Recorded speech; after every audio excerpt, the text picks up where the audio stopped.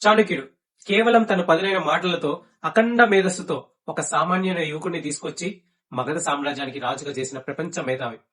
ఆయన ఏమంటాడంటే, నీ లక్ష్యాన్ని సాధించే వరకు నీ రహస్యాన్ని అలానే దాచి ఉంచాలి అని.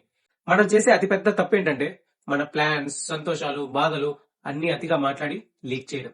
మీ మౌనం మీకు ఆయుధంగా మారుతుందని చాణక్యుడు ఎందుకు చెప్పాడు? అవసరం లేని చోట మాట్లాడకపోవడమే రాజు యొక్క అతిపెద్ద వ్యూహం. సీక్రెట్ ని, స్ట్రెంత్ ని సైలెంట్ గా ఉంచినప్పుడే మన ప్లాన్స్ సక్సెస్ అవుతుంది. మీ మౌనమే మీ బలం అని గుర్తుంచుకోండి.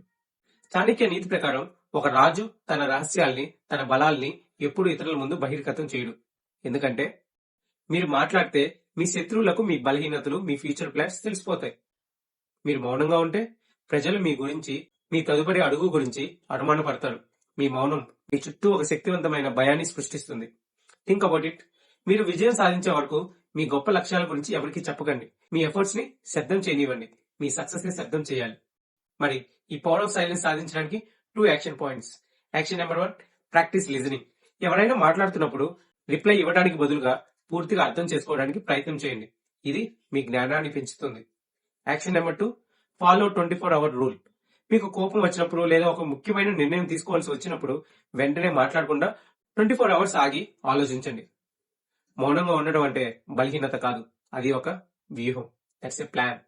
ఈ రోజు ఎవరితోనైనా మాట్లాడేటప్పుడు ఎక్కువసేపు వినడానికి ప్రయత్నం చేయండి. This is one more tomorrow. రేపటి కోసం ఈ రోజు చేసే ఒక చిన్న ప్రయత్నం. మీరేం చేయాలనుకుంటారో దాన్ని ప్లాన్ చేయండి. ఇప్పుడే మొదలు పెట్టండి. సైనింగ్ ఆఫ్, మీ వీకే.